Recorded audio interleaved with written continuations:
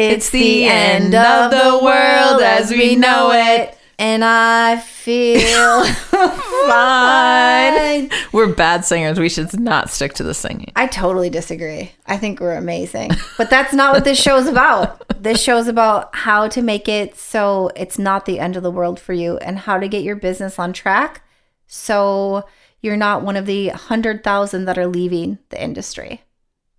Let's do it. Let's do it. You're listening to the Girl Get Your Face Off a Bus Bench podcast, where we invite you to check your ego at the app, grab a cup of coffee, and get ready to dive into all things real estate marketing, social media, friendship, hardship, love, money mindset, and all the things that celebrate you as a badass boss babe. We're here to encourage you, show up for you, give you a loving kick in the pants when you need it most, and be your soft place to land on the hardest of days. So pull up a seat at our table and get ready to be inspired and start living your best life by design. Welcome to the Girl Get Your Face Off a Bus Bench podcast.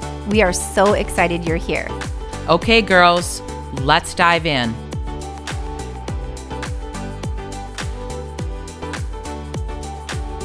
Okay, Beth, so this is a very last minute off the cuff sort of episode. Then we promise there will be no more singing involved today. I'm not promising that. I'm going not. to promise that. There might be some Kenny behalf. and Dolly. We're getting close to Christmas here. But we really wanted to, we've been talking so much about these conversations that we're having with other realtors in the business and what's happening out there and how many people are leaving the business that are actually really good realtors. Yeah. So we decided we were going to postpone another episode that we were going to record today. And we were going to talk about this topic because it's what's happening right now. Yeah, there's a lot of uncertainty. And people are like, how is the market doing? I'm like, I don't like to be like, oh, the market's terrible. The market's not terrible. It's not like the best it's ever been. And it's not the worst it's ever been. It's wonky though. It's a little bit weird right now. And when it starts acting wonky, people don't like uncertainty. And so they get nervous. And real estate is already a little bit tricky to try to figure out like how to have a consistent paycheck. And if you don't have your business at a place where you have consistent paychecks coming in, it can be really nerve-wracking. And so then a lot of people are like, do I go out and get a part-time job? Do I just throw in the towel altogether? When we have like headlines that say, it's all doom and gloom for the next couple of years. And then there's, billion-dollar lawsuits that are getting settled that have to do with the real estate industry. People are freaking out. And what I say, like, this is not an episode about the billion-dollar lawsuit. We aren't going to dig into that mire right now. Nope. A million things are going to happen between now and when that actually is going to affect my life on a day-to-day basis. I'm not going to worry about things I can't control. So I will worry about that when it becomes something that affects how I make my livelihood. I'm not worrying about that today. I have plenty other fish to fry. What I need to worry about is how do I get more business into the pipeline? How do the agents on our team get more business into the pipeline? How do we still serve clients at the highest level, even though we might be a little bit stressed and we have some uncertainty? Like, how do you still serve clients at the highest level? How do you not throw in the towel? I think that you just make a plan knowing that you can, business is always going to be different. Like, you're never going to have a market that's completely certain. We have been in a seller's market what feels like forever. And I remember 6 years ago sitting at a conference and they say, oh my God, we have a shortage of inventory, the lowest inventory of homes for sale that we've ever had in the history of home selling. And it's going to take 5 years for us to rebuild that inventory. Well, it's been 10 years since then and we don't have any more houses to sell. We probably have less houses to sell. So people still making money. This has been like the hottest real estate market ever the last 3 years. And so, yeah, it's different, but this just feels to me a little bit more like a regular market. This feels more like 2018, 2019, where people are still buying and selling, but you have to be able to like pivot and shift with things. And I think the biggest thing that we're noticing with our team and this isn't like a put your head in the sand type of season. Like you have to be like eyes wide open right now. But what I really noticed with the business on our team is that we moved from a wants and needs or a wants, like I just want a new house. I want to, I can work from anywhere, that type of thing. Now it's moved to a needs, like the 4 Ds,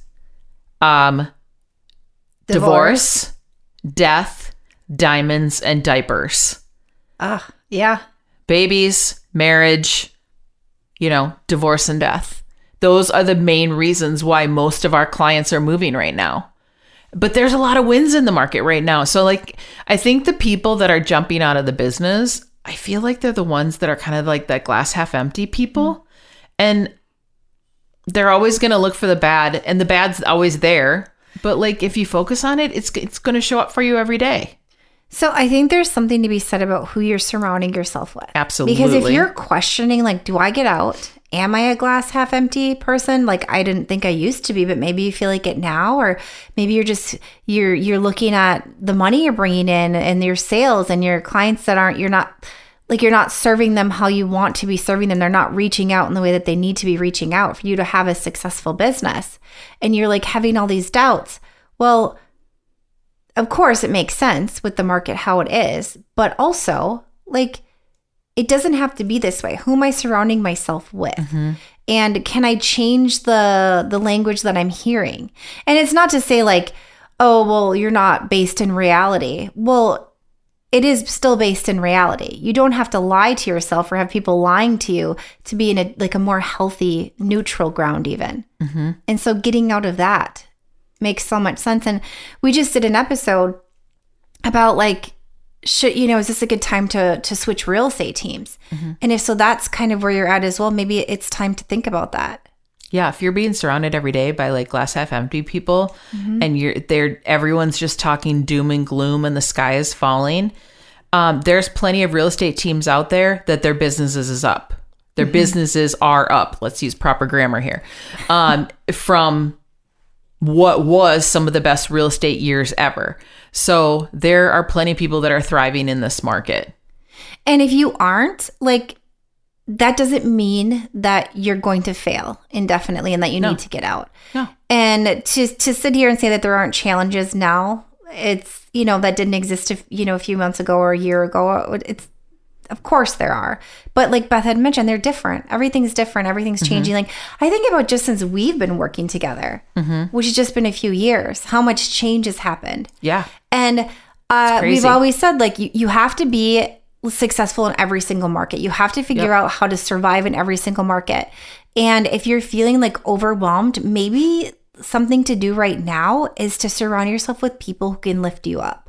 Yeah. And help you not be one of the 100,000 that have left already. Yeah.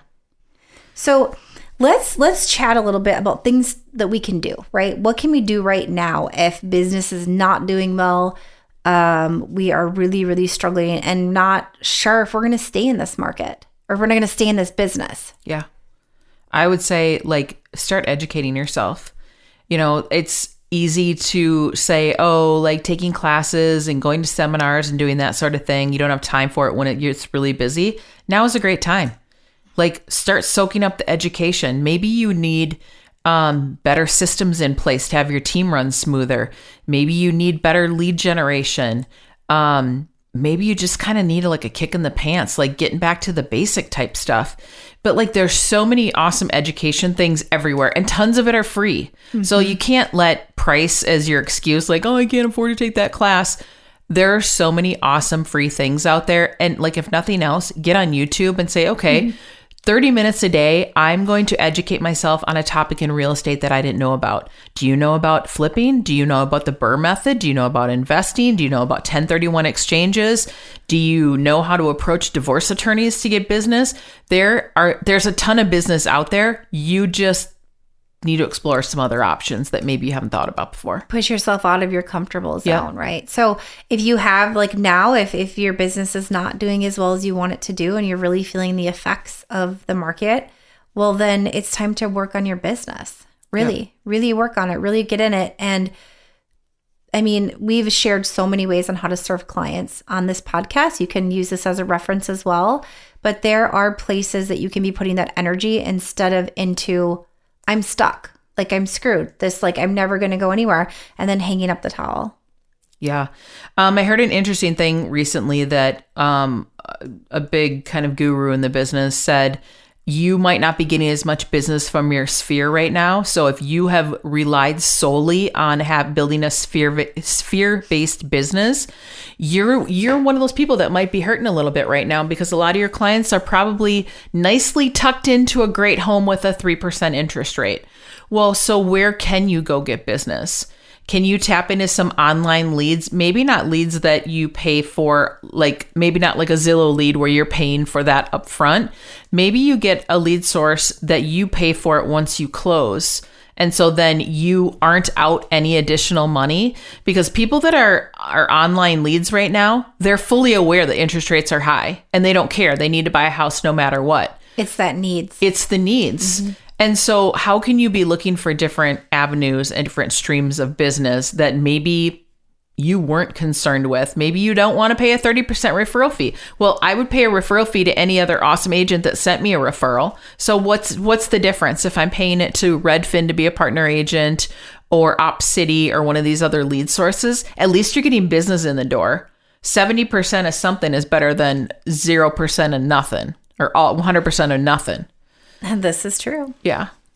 Something else that you can be doing right now is looking inward, doing that inner work, right? Yep. That it's so easy to put on the back burner when we're really busy and are working and overwhelmed. And it's a great time to look in the mirror and say, where can I grow?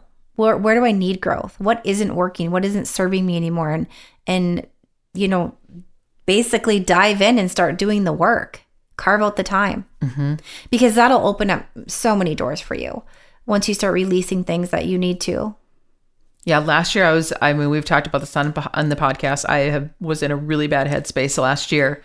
And finally, I think Christy was like, you need to get into therapy. And I'm like, I don't even know where to start. I don't have time to interview therapists. I'm so busy, blah.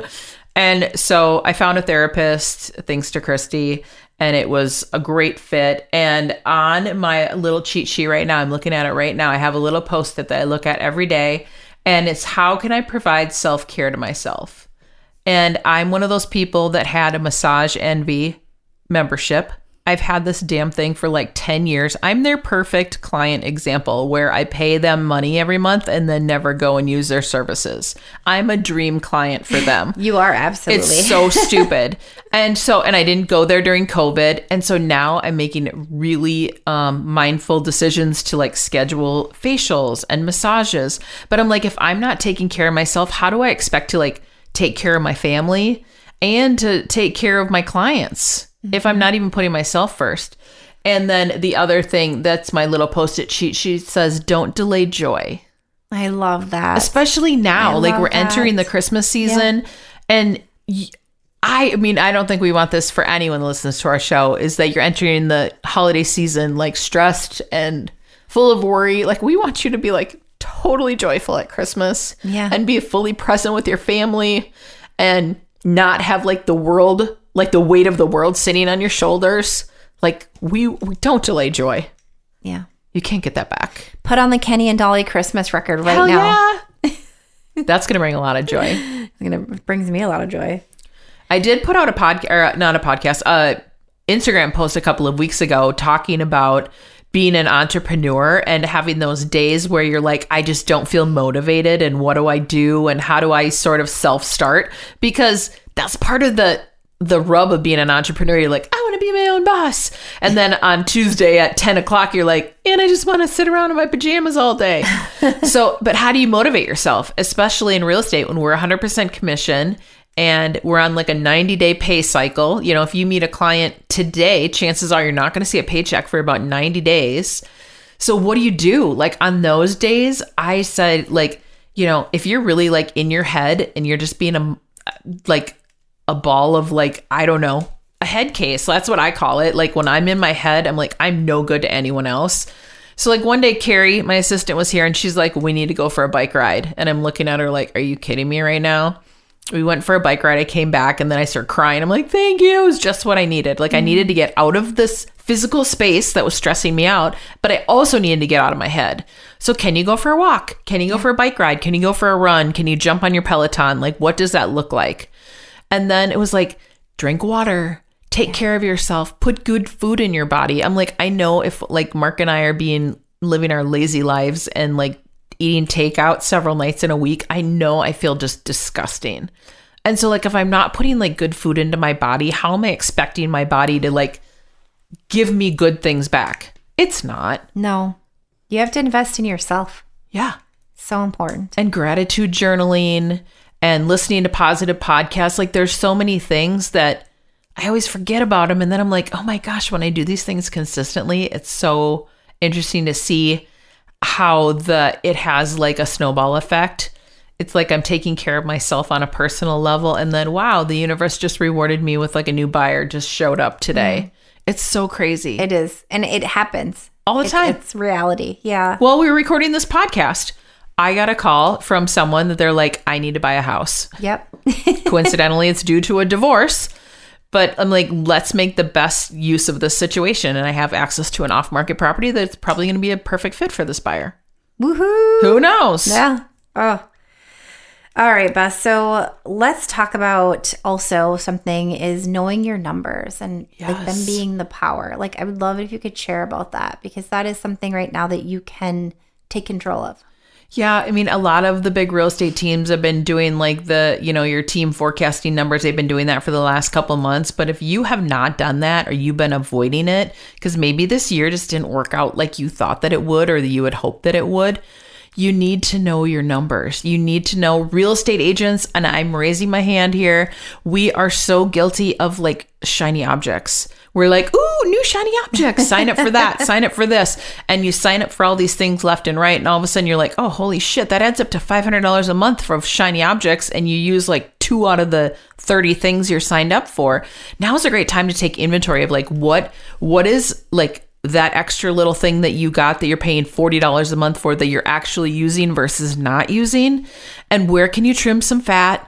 What do your numbers look like? What is your dollar per transaction? How much do listings cost you? How much do you spend on buy sides?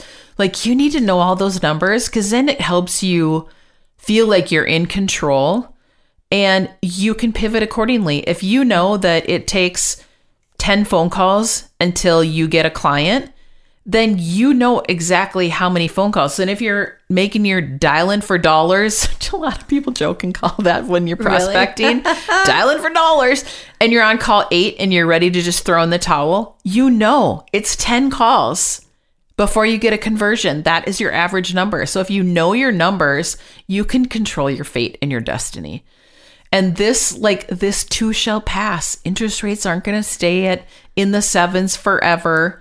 They might stay here for a bit, but the last few weeks we saw some rate decreases and we noticed immediately when rates started lowering that buyers started getting off the fence and getting back into the game. And we noticed more showings on our listings and more buyers coming out of the woodwork. It's going to happen. Mm-hmm. It's always going to happen. This ebbs and flows. So stick with it. Now is not the time to throw in the towel, even though you might be thinking that.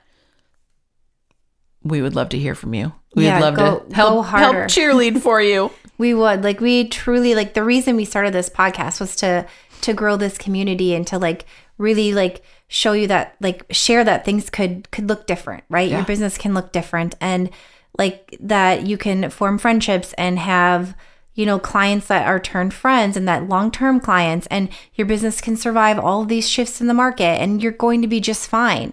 Yeah. And that is why we started this and wanted to open up the dialogue to begin with. So I think it's, for me sitting here, it's hard to see how many people are struggling right now. Mm-hmm. And I think it's a really great time for us to come together more and openly talk, which it seems like realtors are doing. But also to stop beating ourselves up. Just stop. Just give yourself some grace right now and just get to work. There are so many things you can be doing. Focus on that. Well, and to really, know that you're not alone. Mm-hmm. You're not the only one that might be struggling with business. I had breakfast this morning with a real estate girlfriend, and she runs a team all similar to our team. And